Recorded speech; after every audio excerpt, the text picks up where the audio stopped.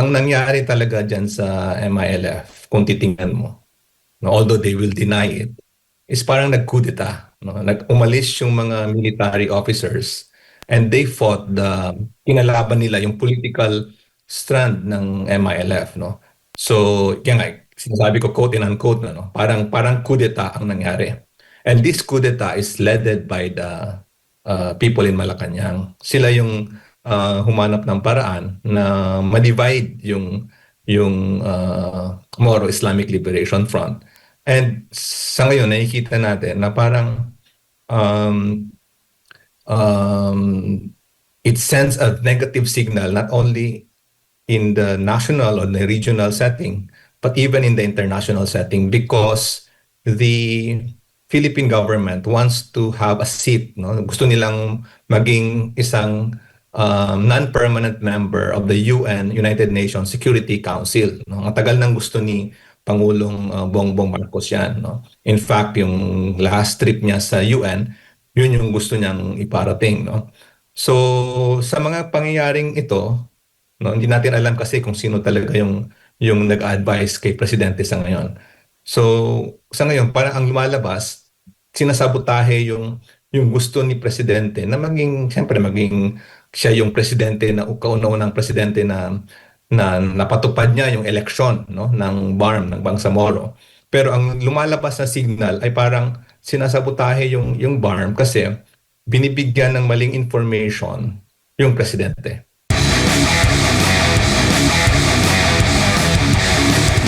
Itong nangyari kahapon, isang malaking peace rally dyan po sa Cotabato City sa harap mismo ng Bangsamoro Center, yung kanila pong government center dyan. Ano ho ang malaking mensahe na nakikita po rinyo kung bakit bigla ba? Kayo ho ba'y nabigla, nagulat din sa dami po ng taong dumating po dyan para po ipanawagan po ang kanilang mga hinaing? Yung rally kahapon sa BBC, during the weekend lang may pinalabas na emergency rally. Yung grupo ng Moro Islamic Liberation Front at yung United Bangsamoro Justice Party. Ito ay naka-align doon sa pagtanggal nila kay Minister Mohajer Iqbal. No? Siya yung Minister ng Basic, Higher and Technical Education ng Bangsamoro Autonomous Region in Muslim Mindanao during this transition authority, no? The Bangsamoro Transition Authority. So, syempre, nabigla tayo doon. Pero yung move na yun ay parang hindi rin tayo nabigla in the sense na alam natin na may ganong move, pero hindi lang natin alam kung kailan.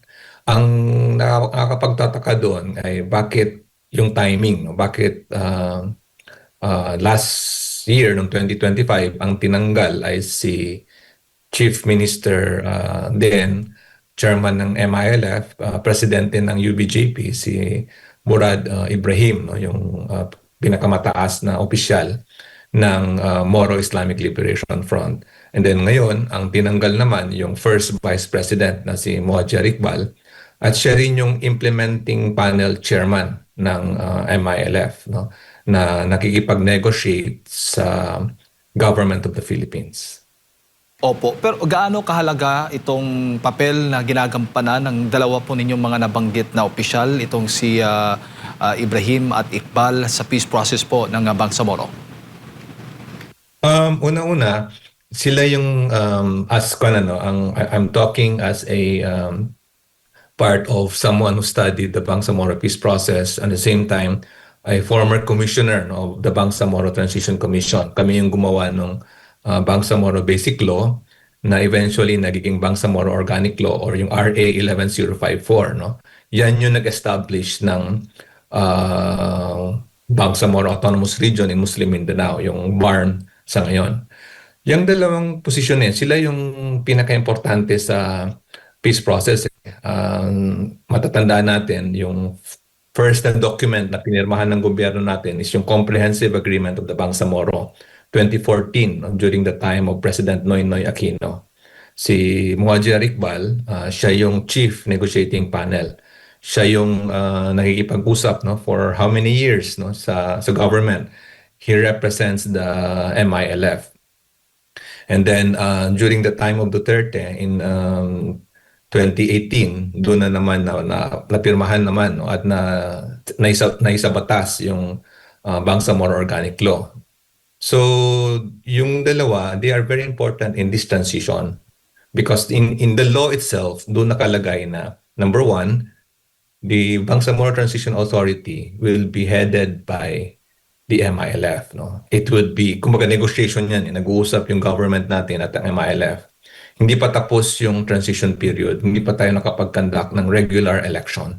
So ibig sabihin, sila yung main parties sa usaping peace process. No?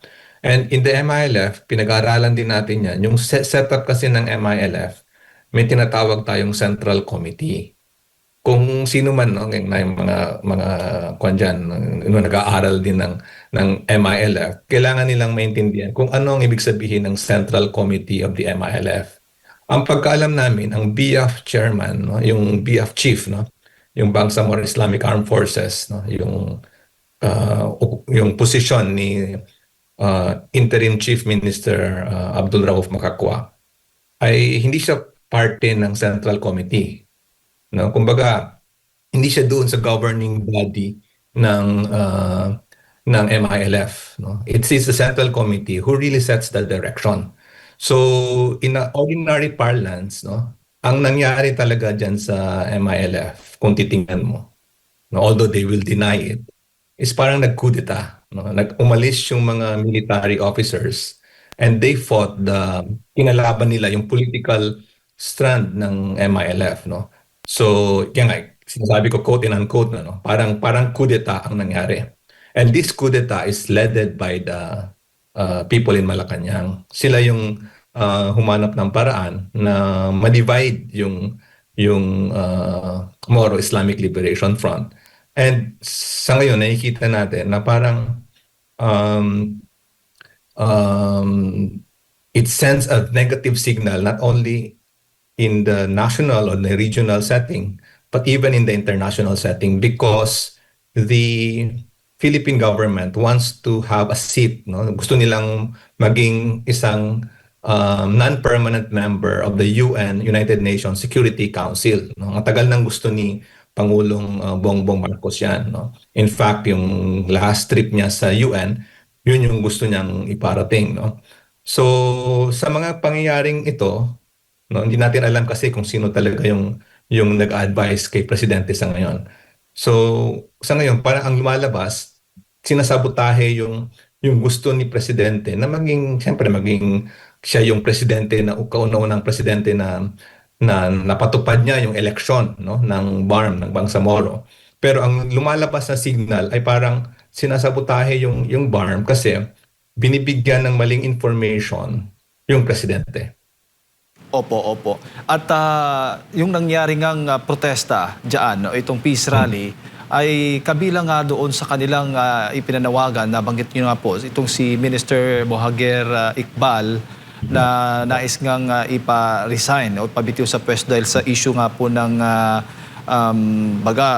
di umano'y 2.2 billion pesos na anomalya sa pondo ng edukasyon. Pero para po sa mga rallyista, ay paninira lamang o demolition job lamang ito laban po sa kanya, Direktor. Yun din nga, kasi kaya natanggal si Chief Minister Murad Ibrahim dahil dun sa LGSF fund, no, Local Government Support Fund. No. Last year, matatandaan natin, merong hearing sa Congress, no, headed by Congressman Zia Alonto. Gusto nilang pag-aralan or gusto nilang i-review or investigate yung funding that went through the local government units, no, directly to the barangay, to the mayors, no.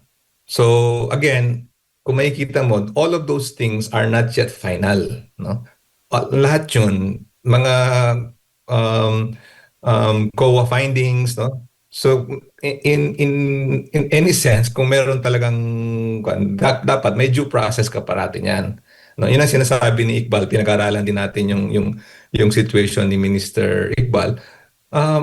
Wala pang hindi pa naman tapos yun eh. COA findings yun eh. Katulad nung nangyari ngayon kay Vice President Sara Duterte, no? So, lahat ng mga yun, no? Unfortunately, parang wini-weaponize, no? Ginagamit siya kung sino man yung ayaw nila, no? So I'm sure siguro bigyan natin ng benefit of the doubt, no, yung presidente natin.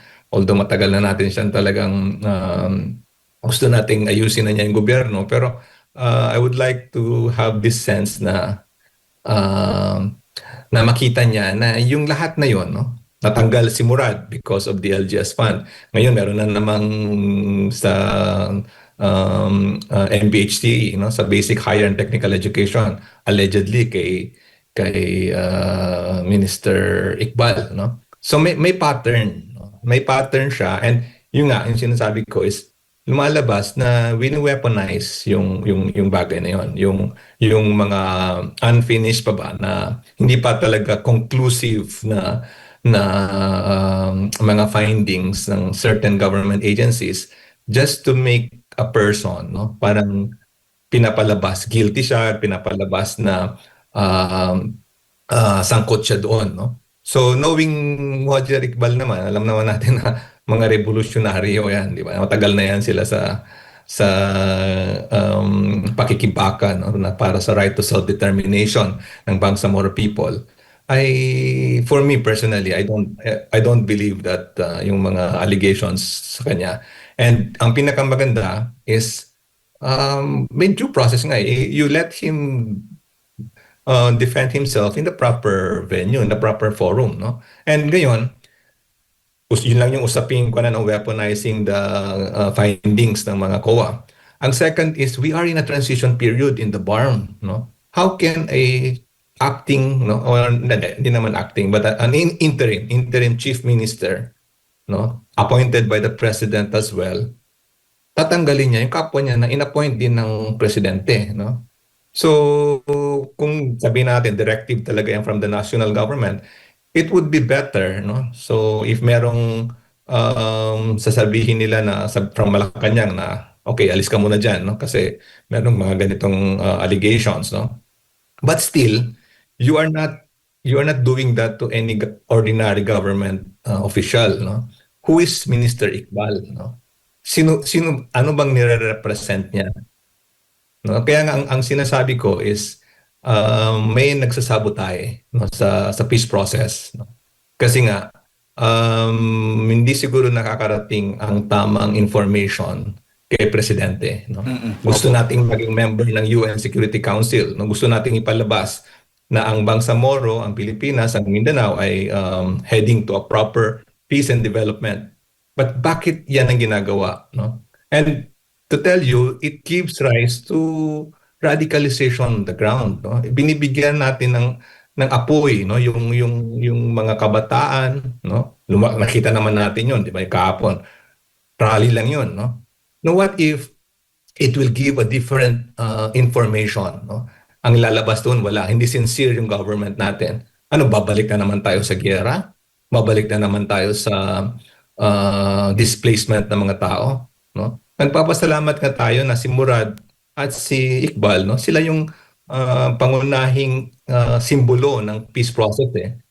With all due respect naman kay Interim Chief Minister Abdul Rauf Makakwa, nakaupo siya dyan, alam niya rin, no? And he's telling this to the public. Paulit-ulit niyang sinasabi na inappoint siya ng presidente, no? Hindi siya kumbaga endorsed by the MILF, no? May mga documents tayo niyan, may mga public statements tayo niyan, kompleto. And in fact, meron na ngang bagong political party sa BARM, no? Bago lang ginawa in the last than few months, no? Na ginawa nila na para kalabanin yung political party ng UBJP. So, in a simple analysis, no, kung titingnan mo, ano ba ito? Peace building ba ito? O gusto nating business as usual or politics as usual ang nangyayari, no? So, sa tingin ko, with the new OPA Pro Secretary, no, si Minister and si Secretary Mel Sarmiento, no? Hopefully, this can be clarified. This can be straightened out. No? Kasi karamihan naman ng mga yan ay during the time of Secretary Galvez, no? Siya yung unang nagsimula nung pagtanggal kay Chief Minister Murad. And then lahat ng ito ay just some of the unfinished business nung former OPA Pro Secretary. Opo, opo. Bukod po doon sa nabanggit po ninyong may possible na yung issue po na allegedly may pananabotahe dito sa peace process. Nakikita rin ho ba ninyo na itong dalawa, si Iqbal at si Murad, ay mga kritiko ng administrasyong ito? Ano bang meron kay Makakwa na pinili po siya ng Pangulo na wala po dito sa dalawang nabanggit na opisyal? Ang pagkaalam ko, simula 2016, si Murad at si Chairman Murad at si Minister Iqbal, mga kanyan, no? Mga revolutionary. So kung sino yung gobyerno, hindi masyado sila kakampi doon. Tulad na, noong 2016, hindi yan sila sumuporta kay Duterte. Kanyan sila, I think, ni-welcome nila anyone goes to the Rapanan, pero mas leaning sila doon kay Aquino, no? Tapos kung sino ang in-endorse ni Aquino, kasi si Aquino, siya yung President Noynoy Aquino, siya yung nag-endorse, no? Siya yung made possible yung Comprehensive Agreement of the Bangsamoro. So kung titingnan mo, mga legacy ito ng Aquino government, no? Ni Noynoy Aquino, and itong Bangsamoro Organic Law, legacy din ito ni Duterte, no? So sa tingin ko, parang baka may nag-advise kay Presidente na tanggalin yung mga ganong klaseng mga simbolo sa ating kasaysayan at gagawa tayo ng panibagong kasaysayan. At yan, si Abdul Rauf, the interim chief minister, siya yung napili dahil siya yung sumuporta kay BBM nung 2022 elections. Opo. Yung nangyari pong rally kahapon, Direktor, yun ho ba ay first time po inyo nakita o madalas po talaga ganun yung nangyayari dyan sa Cotabato, yung sitwasyon po dyan? Yung ganun karami, first time, no? Yung talagang kita mong may galit na nandun na yung dati kasi matatandaan natin may mga rally noon na tinatapunan ng kamatis, no? Yung mga ayaw nila ng mga government officials, may mga rally diyan sa Supreme Court, no? So pero yung kahapon somehow for me may press conference pa nga yung mga leaders nila ay umiyak, no? Parang nasaktan talaga sila. So hindi natin alam ang what would happen next, no? But again, we are not in a ordinary situation where you can easily remove a government official, no? But we are in a peace process, no? Meron tayong kaya nga tinatawag nating transition Kumbaga, nagko-confidence building pa lang tayo. We are trying to build up these communities, no? So madali yung dating, kumbaga, in a sense na madali mong makita yung away ng government pati Moro rebels, no? But ngayon, ang lumalabas kasi is marami yung nagrarally, pero ang parang ang kinakalaban nila na decision is kapwa din nilang MILF, no? Ang pagkalam ko, si Chief Minister Makakwa is still the BF chair, no? And some of the mga base commanders with him na lumipat ng ibang partido ay suspended, no? So yun, if you try to look deeper, sa akin palagay, but the security sector can validate this, it does not give a good signal, no? Yun nga, yung nandyan na yung galit, nandyan na yung mga emotions na lumalabas. Bago ko lang ipasa kay partner Admar, so ang nakikita po natin dito, possible kung maibalik man itong sa pwesto, itong dalawang opisyal na nabanggit po natin, si Iqbal at si Murad Ibrahim. Sa tingin po ninyo, ito'y usaping political o mas malaki po yung percentage ng implikasyon sa peace process ng Bangsamoro? Well, it happened because of politics, no? Again, una kasi makikita natin talagang close naman sila, the president, no? President Bongbong Marcos Jr. yung 2022 nung August, no, when he delivered his speech, he was very optimistic, no? Talagang gusto niya na magkaroon ng election. Kumbaga, yung election na yan na yung magiging legacy din niya, no? With due respect sa kay Pangulo, no? Kumbaga si Noynoy Marcos, si former President Noynoy, the late Noynoy Aquino, siya yung nagsimula ng usaping yan, no? Ng CAP. Si Duterte, siya yung nag-start ng Bangsamoro Organic Law. And ngayon, si President Bongbong Marcos Jr., siya naman yung first kauna-una parliamentary elections, no? So, yung dalawa na leaders, siyempre, kailangan mong bigyan sila ng tamang lugar. Kasi, yung nga, they represent these people eh. They represent the Moro Islamic Liberation Front, no? So sabihin na natin, whatever happens this coming elections, manalo man o matalong yung BJP, pero wag naman sana na as early as now, no? Parang wini-weekend mo yung UBJP na supposed to be malakas sila eh, di ba? Sila talaga yung nag-rule, nag-govern, no? Sa transition period, no? In the past several years, no?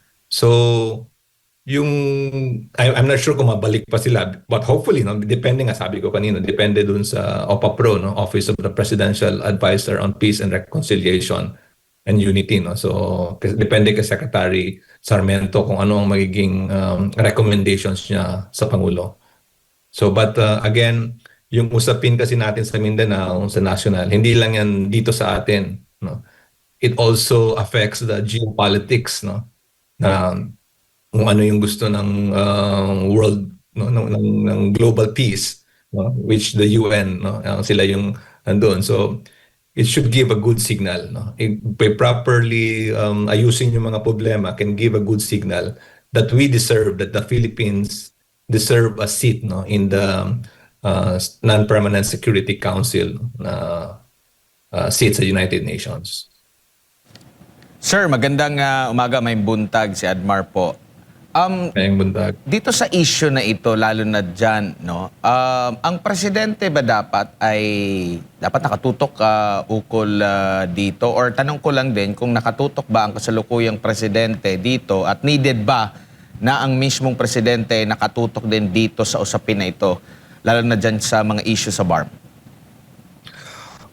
Definitely yes, no. Kailangan talaga nakatutok ang presidente natin. Kasi kung makikita natin, lahat ng mga kasunduan, presidente ng Pilipinas at head ng leader or representative, no, yung sa peace panel, no, si Muhadjir Iqbal, ang mga signatory, no. Kung makikita natin, lungkotin natin lahat ng mga documents na important documents, may mga representatives, no, matataas ang level, no. Kumbaga, national issue, national security ang mga pinag-uusapan. So, kailangan nakatutok ang presidente. But alam naman natin, no, with all these problems and concerns, talagang mahirap din. Siguro, ang BARM nasa sa top 10 or top 20 problems niya. Pero the thing is, kailangan nakatutok ang presidente. Pero sa kalagayan po ng kasalukuyang administrasyon na si Marcos Jr., siya ba ay ramdam mo ba? O ramdam ba ng ating mga kababayan dyan sa BARM na personal siyang nakatutok dito? Or baka kanya lang alter ego ang kanyang pinapadala doon at yun yung nagbibigay solusyon? Mahirap magsalita. Marami kasing akong nakitang letter, no, sulat, no, simula last year, no. Kasi after nung March 2025, no, nung natanggal si Murad, there were several attempts na gusto nilang makipag-usap kay presidente, no, si Murad, si Iqbal, no. these are kumbaga in good faith ba na pwede ba natin pag-usapan ito, no? Siyempre para as parties, no, as equal parties, pwedeng mag-usapan.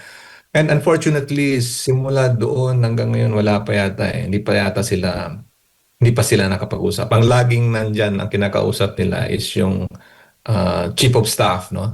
Kumbaga sa atin is si Browner, no? Kumbaga kung titingnan natin yung setup ng Pilipinas, ang laging kinakausap nila, ang kinakausap ng other party is the chief of staff, no? Hindi yung head ng organizations, no? So, if you ask me, kailangan talagang nakatutok ang presidente, yes. Kung nakatutok ba ang presidente sa ngayon, sa tingin ko sa dami ng problema natin, parang hindi. And maraming attempts na nag-bridge po, no? Nag-reach out yung MILF sa gobyerno natin. And unfortunately, the MILF as an organization, no, ay hindi sila napagbibigyan. Opo. At ano po yung nakikita ninyong worst case scenario po in case na hindi mabigyan agad ng solusyon ito, hindi agad matugunan, kung mapapabayaan, kung lalala po, Ginoong Mussolini? Yan yung pinakamahirap na tanong, no? Yan yung mga ayaw talaga nating tingnan, no? Pero ang nakikita ko kasi is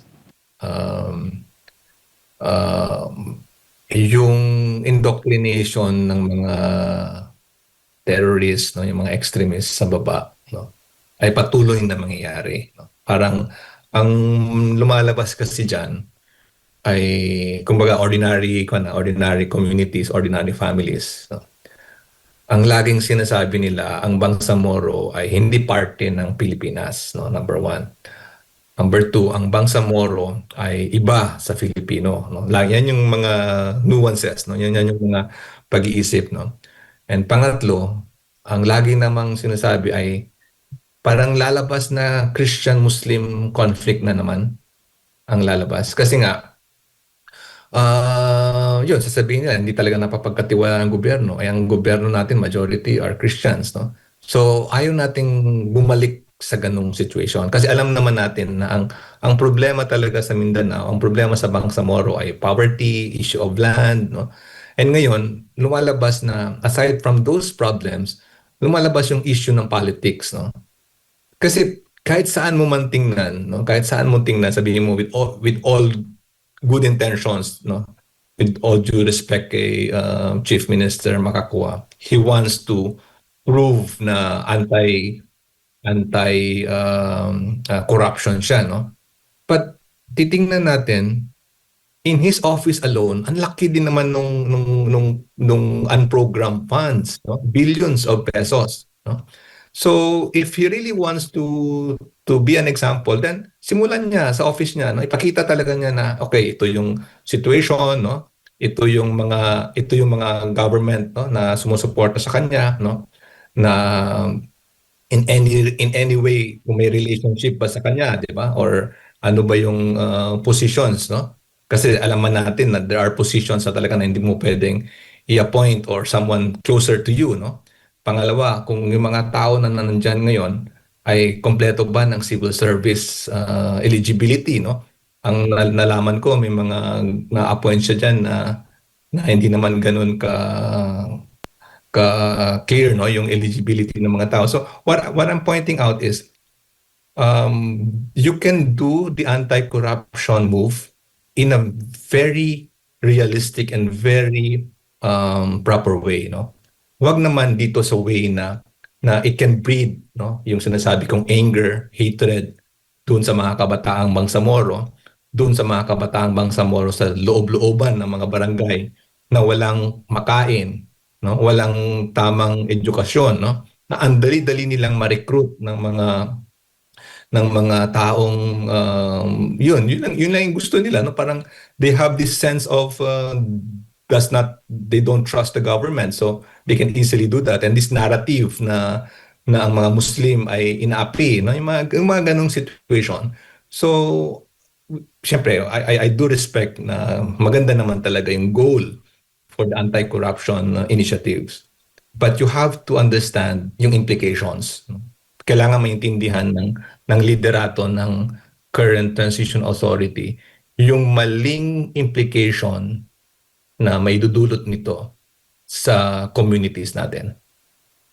Opo, at bilang panghuli na lang po mula sa akin na Ginoong Mussolini, halimbawa po na-extend ang termino ni dating Pangulong Rodrigo Duterte at naabutan niya itong panahon ng paghahalal or pagkakaroon na ng eleksyon dyan po sa BAR. Paano kaya niya ito, or nakikita niyo ba na mas magiging epektibo ang dating Pangulong Rodrigo Duterte, considering matagal din siya dyan sa namuno sa Mindanao, makakilala niya yan. Sa tingin niyo po ang isang Mindanaoan ay makakabigay ng solusyon na ukol dito at pwedeng ipasa din natin karagdagang tanong sa kanya namang anak, if ever po, no, Ginoong Mussolini, gaano sila ka-epektibo kaya sa nakikita niyo po? Ito siyempre, no, alam naman natin yung kulay ng bawat isa. Pero just to be objective on this is kailangan nating makita yung work ethics, no. Si Duterte talagang hands-on yan, no. Si Pangulong former President Rodrigo Roa Duterte, hands-on talaga yan. Nasa baba, no. Tinutulungan niya talaga yung mga communities. Kaya alam niya yung mga issues and concerns. Kaya maaga pa napapatch up niya, no. Naayos niya yung mga possible problems. Ngayon, si Vice President Inday Sara naman, ganun din. No? Nakikita natin, siya lang yung Vice Presidente sa ngayon na pumunta ng Tawi-Tawi, pumunta ng iba't ibang lugar sa buong bansa. No? And itong, unfortunately, si President Bongbong Marcos ay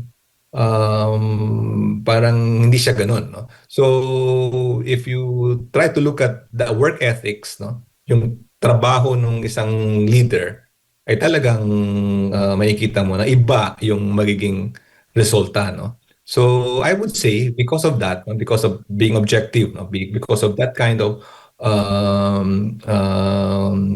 ginagawa every day, no? Seven days a week, talagang iba yung resulta, no?